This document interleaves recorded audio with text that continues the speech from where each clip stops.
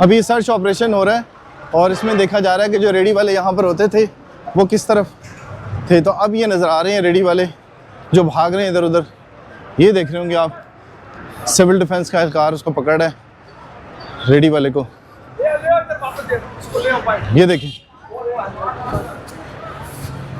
ये एक रेडी वाला पकड़ लिया इन्होंने।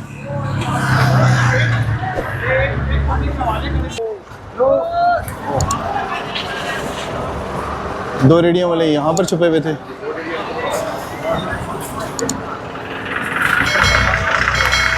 अब ये सर्च ऑपरेशन शुरू हो गया क्योंकि ये लोग इधर उधर चले जाते थे।